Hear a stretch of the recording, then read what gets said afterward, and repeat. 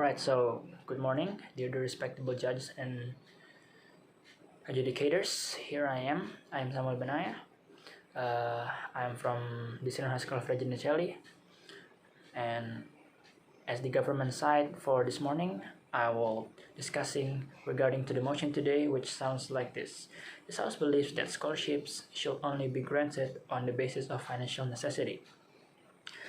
Right, so first things first, as usual, I want to state the meaning of this motion word per word, beginning with scholarship. What scholarship actually means? Scholarship is the academic achievement, aid, or an appreciation for those who have extra talent or maybe less financial situation.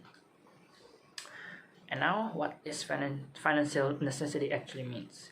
Financial necessity means problems. A problem regarding into the finance, or say people with financial necessity cannot afford their life bills, or maybe in this case school bills. So with all of those keywords being said, the motion in this morning means that we want to have the less fortunate subjects, maybe students in this case get scholarships, to actually receive the aid to pay the school bill. Or maybe you can say we want to have financial necessity based scholarships rather than merit based scholarships. Well, in this case this morning, me as the first speaker for the government side would wholeheartedly support this motion. In that case, I will convene and state some of the arguments regarding to the importance of scholarship to be given to the less fortunate subjects or students, pupils, or whatever you call them. Alright, here I have three main arguments that will strengthen my support towards the motion today. I will state them one by one here. The points. The first one is how scholarship is an aid or help for those who have problems to pay the school bills, not an extra blessing for those who are actually smart and very wealthy. They're super rich or something like that. Well, my second argument will be the impact to the less fortunate pupils who actually don't do well too at school. So they desperately need help, they don't know what to do. My third and last arguments will be how we can help students with less academic ability to improve themselves in a good school or great school, or you can say a school with great reputation, through scholarships, regardless of how smart they are or how not smart they are. Right, with all that being said, next step is I want to explain every argument I've stated into more thorough and more clear statements. Now, the first is about the reality that pupils who desperately need aids on their school bills are left behind. In that case, they surely don't have enough money to pay the school bill. And then in this case, I'm going to explain about the example of this statement, which is imagine a student with less financial ability is looking for an aid to afford his or her school bill.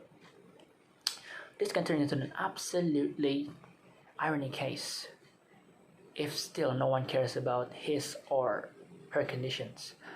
I'm not trying to say that students with less financial ability and less academic ability will get free aid, and I'm not trying to say that I want to let school reputation decreases just because one students. But what I'm trying to say is how we can actually help them for the collective good. And to make it sure, I have a strong solution regarding to this outcome later on in my third argument.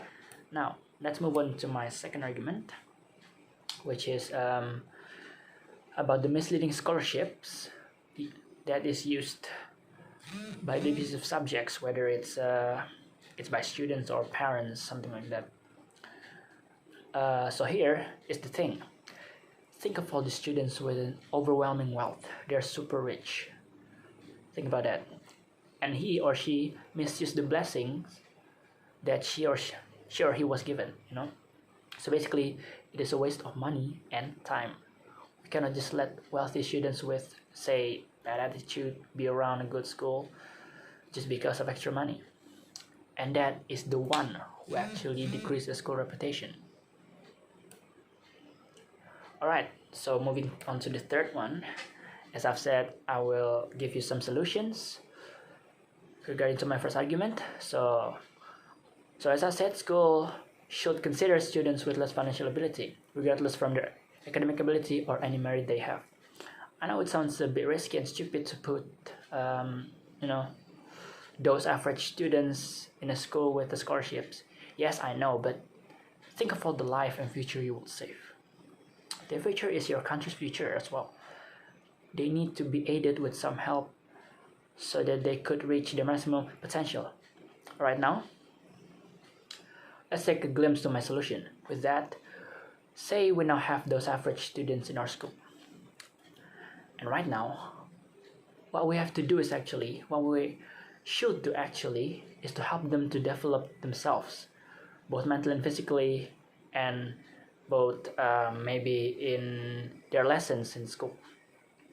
They're surely glad about the help regarding to their financial through the scholarship. So we can hope that they will help us. They will help the school to improve as well. And what I'm trying to say here is now we can actually show that we are a good school community.